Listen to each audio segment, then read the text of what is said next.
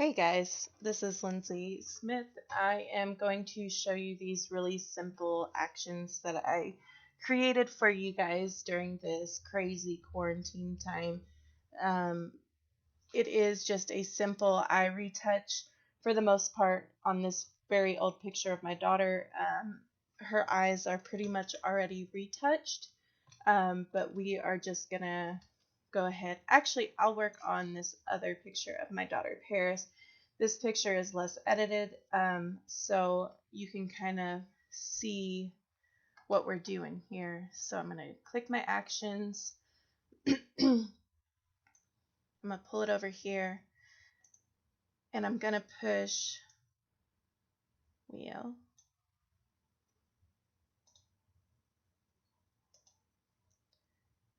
I've got this on my second screen, and I'm still figuring it out. Hold on, let me get this smaller. All right, there we go. I had to do it on my other screen. Okay, so I'm going to click Easy Retouch. And if there's veins in the eyes or anything that's bugging you, like hair, you can stop, take your patch tool, which yours will automatically be set to the Band-Aid.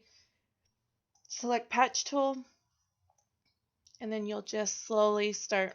Whoops, I took too much. I'm using a mouse and not a tablet. Tablet is much more accurate.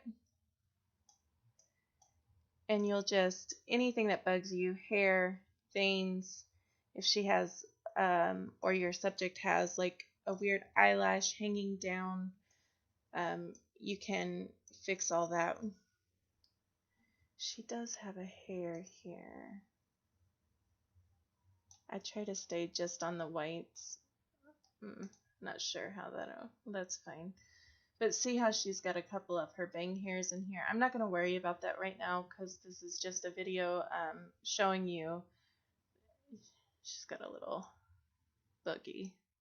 So you can also do like imperfections because it's literally only the patch tool. I've just made it easier for you to access everything. So if anything else bothers you about your subject, you can go in and kind of do a couple retouching. Okay, so I'm going to press play again. This says paint on the whites of your eyes. So I'm going to stop. My brush is set to, you can see this mask layer here is black. So we are going to want to press this 90-degree angle and we're painting on with white. My opacity is at 23. You can turn your opacity up. I think I will just to show you. I'm going to turn it up to 50. Whoops.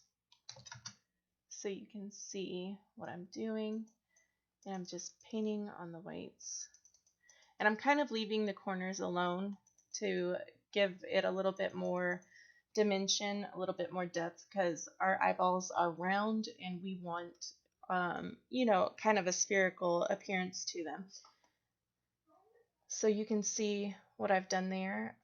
We're going to push play again, select the soft white brush with a low opacity, or select your dodge tool and set midtones to about 20%. It automatically sets it for you. It's on the dodge. And this is for your catch lights. So anywhere like where you have highlights here, right in there, I haven't done anything yet. You'll just want to click them, and you can click them a couple times. If you can't really see it, you can always turn the opacity down on the layer itself. I'm also going to click highlights because I only want the highlights to be affected. So before and after, and I'm going to turn it down to about 80%. And then we're going to push play again. With a dodge brush, lighten parts of the iris that has lighter details. You don't have to do this if you don't think it needs it. I'm going to select midtones again because I did change. And you don't want to overdo it because you don't want them to look werewolfish.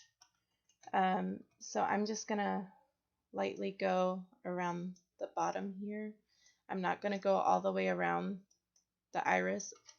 Old me, when I first started, would have. And if you've seen some of those pictures, you might be like, what the hey? What were you thinking? So again, I'm just coming around here, around the bottom. Or actually, you could go around where the catch lights are, where the light is catching in the eyes. But I just chose to go around the bottom so you could see. We're going to push play again. This is a darkening layer, so you can use it on the lashes, your brows, any iris details that you want to add more depth to. And you can change the opacity as much as you need. You can go lower if it's way too dark, so don't worry about if it looks too dark to you when you start painting on, because you can always turn it down. You see how she's got these little triangular features in her eyes? We're just coming in here with the burn tool, and she's got a little bit of eyelashes, and we're just, like I said, we're just coming in here and we're just painting some of those darker. And I'm going to do the pupils since we did the catch lights. Her lashes. Let's see if I can, so you can see the difference between both eyes. It just gives it a lot more detail. So again, I'm going to come over here and I'm going to do the same thing. I really want to just focus on where it's already dark. And you can switch this to shadows so where it doesn't affect your midtones or your highlights. Right now I have it set to midtones, so it's affecting both my shadows and my highlights. But like I said, you can just change it to shadows if you don't want to mess with your midtones or your highlights. And I apologize if I'm saying things over and over. So there we have her eyes.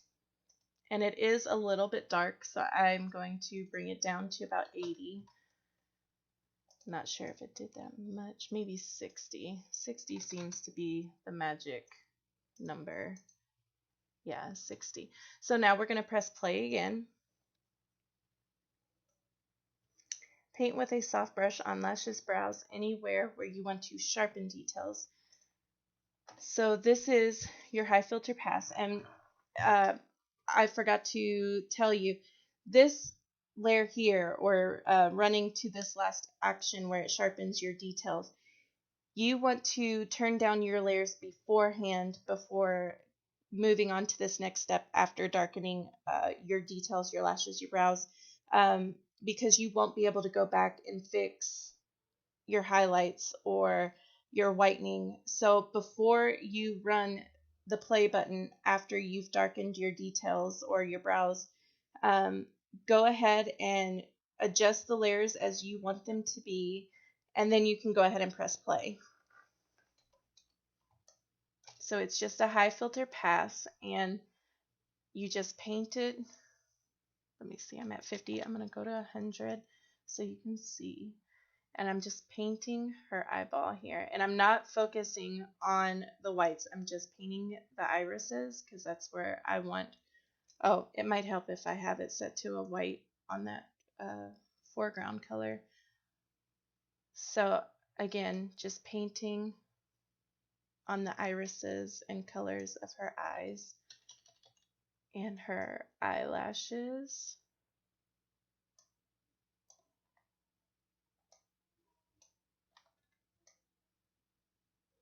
Because we want those bad boys to be in focus. Or I know I do. I like them to be in focus. So I don't know if you can, it's a really subtle sharpening, but it makes the eyes pop and stand out, and it automatically draws you in. We're going to push play one more time, and it is done. This action has run its course. So I'm going to go ahead and run. If you want to add more color to your iris, her eyes are so pretty. My daughter has like the prettiest eyes. they're like this hazel, and they've got blues and greens and golds and browns. But I'll show you what it does. She really doesn't need it. So again, it's added. If you select down, there's 2 color layers, but they're grouped together. And you have a black mask, so you want to paint on with white. And I have my brush set to 100, and it's just going to add color in her eyes, some vibrancy and some saturation, but you really don't, she really doesn't need it. And it's subtle enough that it's not bleeding out the eye. She looks a little werewolfy, but with all the color in her eyes, but it is only on 50%. If you wanted to really see the color, you can change that to 100. And there you can see. So I'm going to put this in my shop. You can do all of this from your computer. You don't even have to have these actions. It's pretty much patch tool, hue saturation, your vibrance, a high filter pass, your burning and dodging tools. If you want to save yourself, you can go through each step and see exactly what I did. I'm going to post it in my shop for an easy, like, one click, thing. And I think I'm going to post it just for like $2. So everybody can, it helps you. It also helps me and my family. And so I hope you enjoy it. I hope to be posting more videos soon. It's hard to get videos in with my daughters screaming and playing in the background. I apologize. So yeah, everybody have a good weekend.